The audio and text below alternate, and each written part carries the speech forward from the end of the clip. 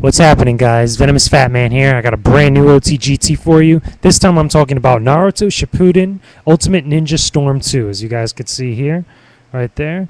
Here, I'll show you guys the back, right here. There you go. Naruto right there. Anyway, this game is actually pretty fun, very surprising to me, because the last couple of Naruto games I haven't really kind of caught on with. The last couple that I thought that were actually really good were the two on the PSP that were actually the fighting games, very similar to this. This one kind of, takes the original formula that was established in the past, I want to say maybe about 3 or 4 Naruto games that have ever been released, and really ups the ante. And what I mean by that is, during the course of the fights, both just only in the original story mode, the campaign, which by the way follows the Naruto Shippuden storyline from when he actually comes back home to the Leaf Village onward, all the way through his fight with Pain.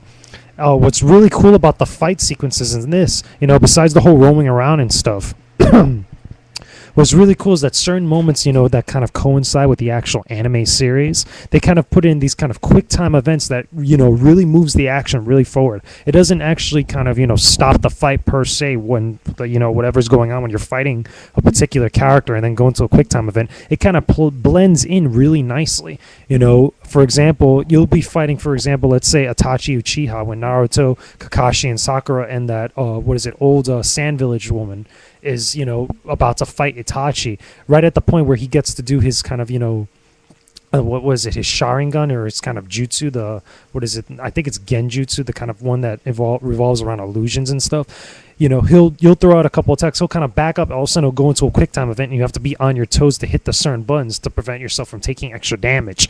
And what they do is, which is really clever, is that depending on how quickly you actually hit the actual inputs or do whatever it is it asks you to do, it'll give you a certain amount of stars. If you fill up this star meter, from all the way from 1 to 5 stars, you could actually, if you get all 5 stars like that, it'll show you a hidden, actual kind of like flashback, kind of almost flashing back to what happened previously, like either in the first part of the Naruto series or something where Naruto didn't actually see what happened, what was going on in the mind of another character or whatnot. And it actually contributes to a whole gallery that you can unlock of actual secret, secret kind of little movies throughout the course of the game, which is pretty cool. And if you get all of them, you get an achievement.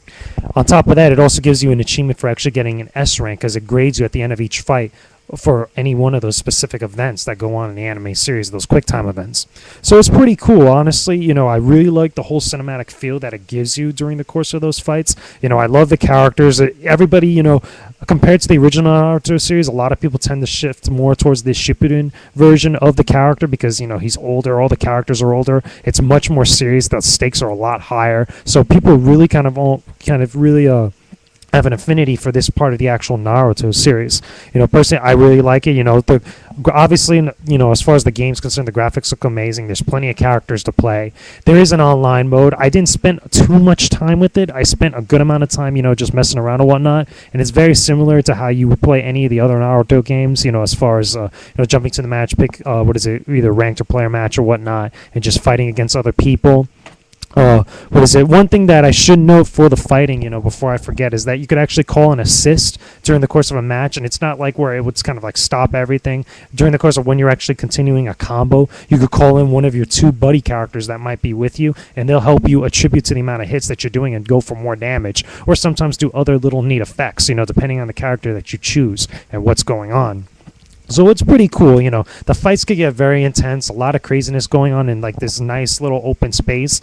The only problem I would have to say, if I did have a really big problem with this game, was that sometimes, you'll be trying to do the counter move, which is the kind of, substitution jutsu, which is almost like a counter where if somebody's going to go to hit you, if you block immediately, you'll kind of disappear, have a log appear in your place, and appear right behind your opponent. Sometimes I know for a fact where I'm trying to time it, sometimes it won't register as actual substitution jutsu, and I'll end up getting hit anyway. So sometimes you may have to mash the block button in order to get it, but that's a small fry little nitpick. Everything else about this game is actually pretty good. I do recommend, if you are a fan of the series of Naruto and really want to step up your game as far as getting something like a really good package for a video game for this character than what he's normally had, definitely check this one out. You'll get a really good kick out of it. So anyway, that's just my thoughts on the whole thing. Leave your comments and video responses. I don't mind, just keep it civil. level. Let me know if you guys enjoyed this game. Let me know, all the Naruto fans out there, if you love this portion of the series. And I'll talk to you guys again soon. Venomous is out.